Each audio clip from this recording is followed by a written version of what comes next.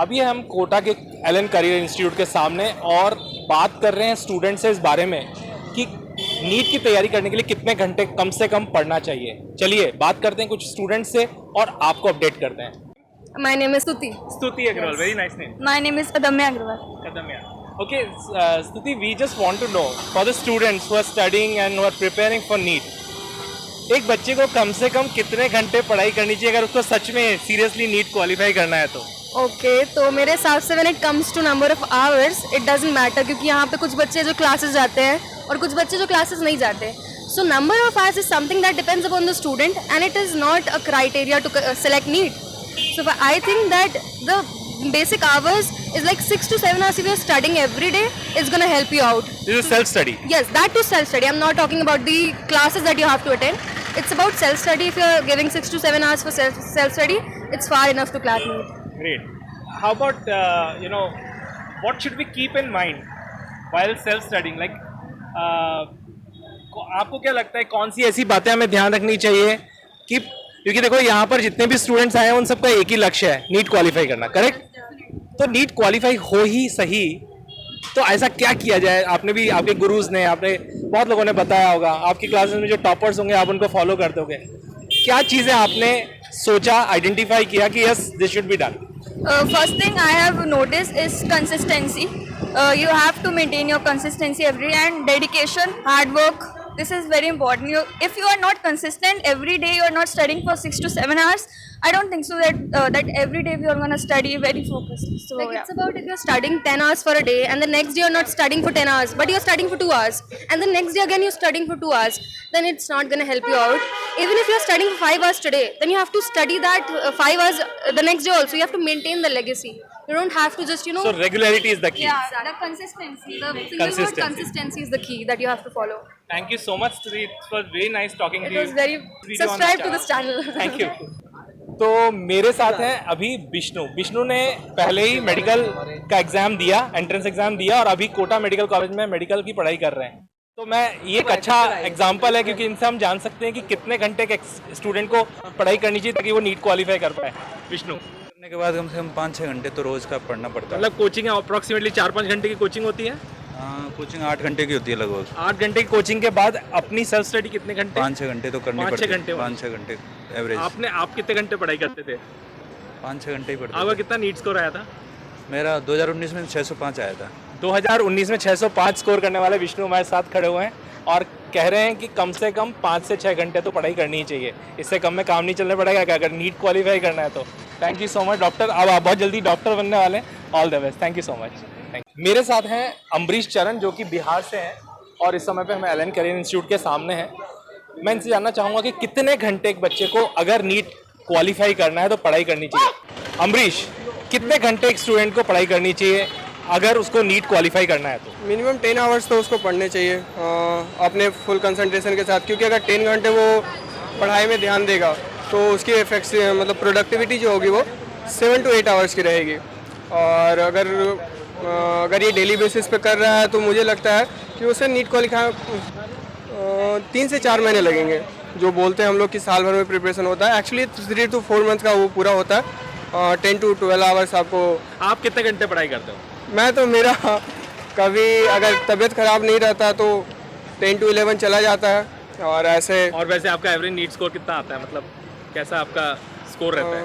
Score 600 से 650 और maximum अगर बोले तो 675। क्या उम्मीद कर रहे हो? अच्छा उम्मीद कर रहा हूँ। उम्मीद कर रहे हो? चलो all the best, thank you Amrish. Pranav Anand. Pranav, कहाँ से हो आप? मैं जमशेदपुर से, झारखंड। जमशेदपुर। प्रणव, एक चीज़ पूछना चाह रहा हूँ कि अगर किसी स्टूडेंट को सच में सीरियसली नीट क्वालिफाई करना चाहिए तो उसके पढ़ाई का पैटर्न कैसा होना चाहिए या कितने घंटे उसको पढ़ाई करनी चाहिए? देखिए, पढ़ाई तो एकदम कंसिस्टेंट डेली करना होगा और घंटों से पढ़ाई नहीं होता है कि ऐसा सोचेंगे कि 3 घंटे पढ़ के या 5 घंटे 6 घंटे 10 घंटे पढ़ के मेरा नीट क्लियर हो जाएगा, तो उससे नहीं होता है। एक टारगेट बेस्ड पढ़ाई रहना चाहिए कि मेरे को इतना टॉपिक दिया, जो पढ़ाया क्लास में उसको रिवाइज करना है और फिर जो आगे का मेरे को, क्योंकि इसमें क्या कि कोचिंग पे डिपेंडेंट पूरा नहीं रह सकते हैं क्योंकि कब कुछ फेज़ लेट स्टार्ट होता है, कुछ फेज़ जल्दी स्टार्ट होते हैं, तो अपने से भी थोड़ा मतलब पीछे से रेडी रहना है कि क्वेश्चंस प्रैक्टिस एक्स्ट्रा करनी है, दूसरे बुक्स बनाने, तो उसके लिए एक्स्ट्रा टाइम चाहिए। तो जो कोचिंग में पढ़ा है उसको रिवाइज करना है। अब उसमें आपको 4 घंटे भी लग सकते हैं, वो तो डिपेंड करता है किसका ब्रेन कैसा है, कौन जितना जल्दी ग्रास्प कर रहा है चीज़ों को। तो जो जल्दी कर लेता है उसको कम टाइम लगता है, जो लेट करता है उसको ज़्यादा टाइम लगता है। तो उस बेसिस पे लगेगा। और फिर उसके बाद एक्स्ट्रा क्वेश्चंस बनाने हैं तो उसका भी पेस अलग होता है, जल्दी जल्दी। कुछ लोग होते हैं ओरली सम कर देते हैं, कुछ लोगों को रिटन प्रैक्टिस ज़्यादा चाहिए, तो वैसे करके बस। आपका कैसा चलता है प्रिपरेशन में, तैयारी में नंबर्स? मेरे तो अभी मतलब कुछ घंटों के बेस तो रहता नहीं है। अब जिस नहीं, दिन आपके नंबर्स कैसे चलते हैं, मतलब अच्छे नंबर्स रहते हैं? मतलब 500 तक रहता है, 500 से ज़्यादा। आपको 100 नंबर्स 150 नंबर्स का और गैप मीटअप करना है, क्या करोगे? और प्रैक्टिस करेंगे और टाइम इंक्रीज करेंगे। क्वेश्चन प्रैक्टिस ज़्यादा मेजर इंपॉर्टेंट चीज़ है, और कंटेंट जितना ज़्यादा रिवाइज हो उतना बेटर है, क्योंकि ये इसमें कोई इंटेलिजेंस का गेम तो है नहीं नीट। ये है भाई आपका रिविजन कितना है, आपका जो कंटेंट जितना आपने पढ़ा उस पर आपका कॉन्फिडेंस कितना है। जितना बेटर वो होगा उतना ज़्यादा रिजल्ट होगा। और इंटेलिजेंस होता तो IIT का देना पड़ता, इसमें ज़्यादा इंटेलिजेंस का गेम नहीं है। ओके, बस thank you Pranav, it was very nice talking to you. Thank you so much. तो मेरे साथ हैं गौरव त्यागी। गौरव, कहाँ से हो आप? सर राजस्थान से ही, धौलपुर जिले से। धौलपुर जिले से। अच्छा, आप LN में मतलब नीट की तैयारी कर रहे हाँ, हो? नीट की करेक्ट। कितने घंटे पढ़ाई करते हो? तो क्लास के बाद में 6-7 घंटे के तो निकाल ही लेते हैं। 6-7 घंटे पढ़ाई हाँ, करते हो? क्लास के बाद में। अच्छा, आपके हिसाब से एक बच्चे को अगर सच में नीट क्वालिफाई करना है, कितने घंटे पढ़ाई करनी चाहिए? कम से कम 12-13 घंटा के समथिंग, 13-14 घंटा तो लेना चाहिए। 14 घंटा करना चाहिए। हाँ, क्लास के साथ में। आपकी क्लास में जैसे कोई बहुत इंटेलिजेंट स्टूडेंट जो बहुत अच्छा स्कोर कर रहे हैं, हाँ आपने कभी उनसे बात की है कितने घंटे पढ़ाई करते हैं? हाँ, वो भी करते हैं, अपनी अपनी कैपेसिटी होती है, कोई ज़्यादा करता है, कोई कम करता है। और अब लड़के के ऊपर होती है, जितना करना चाहता है वो इतना कर सकता है। ओके, तो आप 7-8 घंटे करते हो? हाँ, क्या उम्मीद कर रहे क्लास हो? के बाद में। कैसा उम्मीद कर रहे हो? उम्मीद तो ऐसी है कि इसी बार में सिलेक्शन हो जाए, इतनी दूर आए हैं। हाँ, तो इसी बार सिलेक्शन हो जाएगा। Okay, thank you so much.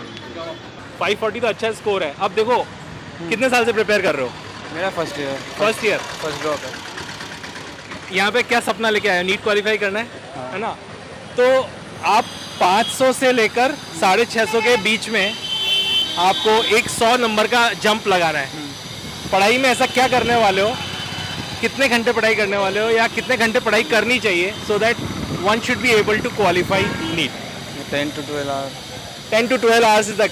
अच्छा, 10 to 12 आवर्स में क्या चीज़ ध्यान रखना चाहिए पढ़ाई करने के समय? पहले तो ये जो क्लास में पढ़ा है वो रिवाइज कर लो, उसके बाद बैक यूनिट जो आती है उसको भी साथ के साथ चलते रहो। उसके बाद जो ऐसे पेपर एनालाइज करो कहाँ पे तुम गलती कर रहे हो, उसको ऐसे थोड़ा सुधारो। फिर उसके बाद जो अपने नोट्स बनाए उनको बार बार रिवाइज करते रहो। आपके टीचर स्पेसिफिकली कोई बात बोलते होंगे बार बार रिपीट करके, क्या बोलते हैं? ये बोलते हैं कि अपने मतलब बेसिक क्लियर रखो, कॉन्सेप्ट अच्छे कॉन्सेप्ट स्ट्रॉन्ग करो, मतलब ऐसा। आपका नाम क्या है? शिव। शिव, कहाँ से हैं आप? मैं पास में गाँव हूँ, मेरा दिगोद से। Thank you so much Shiv. तो हमारे साथ हैं कृष्णा, जो कि कृष्णा राजस्थान से ही हैं और नीट की तैयारी कर रहे हैं। कृष्णा, एक जनरल आपसे सवाल पूछना चाह रहा हूँ। आपके साथ बहुत सारे स्टूडेंट्स पढ़ाई कर रहे हैं, आप देखते हो कि बहुत अच्छा स्कोर कर रहे हैं बहुत सारे स्टूडेंट। आपका स्कोर कैसा रहता है जनरली? मेरा एवरेज स्कोर जो रहता है वो 550 से और 630 के बीच में फ्लक्चुएट करता रहता ये है। तो एक अच्छा स्कोर है, जिसमें अगर आप 600 प्लस करते हो तो आप आराम से नीट क्वालिफाई कर सकते हो। आपके हिसाब से आइडियली एक स्टूडेंट को कितने घंटे रोज़ सेल्फ स्टडी करनी चाहिए? सेल्फ स्टडी मतलब लोगों के लिए थोड़ा वो हो सकता है, जैसे कि मैं अपना बताता हूँ। मैं प्रॉपर अगर कोचिंग करता हूँ, मतलब प्रॉपर कोचिंग की क्लासेस अटेंड कर रहा हूँ, तो फिर मैं 8 से 10 घंटे की सेल्फ स्टडी निकालता हूँ। और मेरे हिसाब से 8 से 10 घंटे की स्टडी मोर देन सफिशिएंट है। अगर तुम 8 से 10 घंटे की रेगुलरिटी बहुत ज़्यादा इंपॉर्टेंट है, लेकिन अगर 8 से 10 घंटे की स्टडी आप रेगुलर कर रहे हो तो आई एम प्रीटी श्योर कि आपका बहुत अच्छा स्कोर रहेगा। किस चीज़ का ध्यान रखना चाहिए? अगर 8 से 10 घंटा कोई कर रहा है तो भी बहुत ज़्यादा कंपटीशन है, किस चीज़ का ध्यान रखना चाहिए? सबसे ज़्यादा तो लिटरली रेगुलरिटी आपकी ना ज़रूर मेंटेन होनी चाहिए। रेगुलरिटी बहुत ही ज़्यादा इंपॉर्टेंट है। मतलब रोज का काम रोज कंप्लीट होना रोज का चाहिए। काम रोज रहोगे ना तो मतलब आप पे कोई भी बर्डन नहीं रहेगा, और लिटरली आप बहुत ऐसा फील करोगे कि मैं मतलब बहुत ही लाइटली और बहुत मेरा स्कोर जो है बहुत इंप्रूव हो रहा है एक्चुअली। तो regularity is the most important thing. मतलब एक आता है ना कि तुम लगातार पढ़ रहे हो, उसके बाद सेचुरेशन आ जाता है कि यार काफ़ी दिनों से पढ़ रहा हूँ, तो उसको मेंटेन कर लो। मतलब ऐसे कि तुम नॉर्मल जैसे कभी तुम स्पोर्ट्स पर, जैसे संडे को मैं खेलने जाता हूँ, एक्चुअली मुझे बैडमिंटन बहुत पसंद है। I played national in badminton. अरे वाह, तो मुझे बहुत अच्छा लगता है। तो मैं कभी माइंड फ्रेश करने के लिए जाता हूँ, तो मैं संडे के दिन 1-1.5 घंटा आराम से बैडमिंटन खेल के आता हूँ। मुझे बहुत तो अच्छे स्टूडेंट्स सिर्फ पढ़ाई में अच्छे नहीं होते, स्पोर्ट्स में भी अच्छे होते हैं और ओवरऑल भी परफॉर्मेंस करते हैं। Thank you Krishna, thanks for your bite, thank you so much.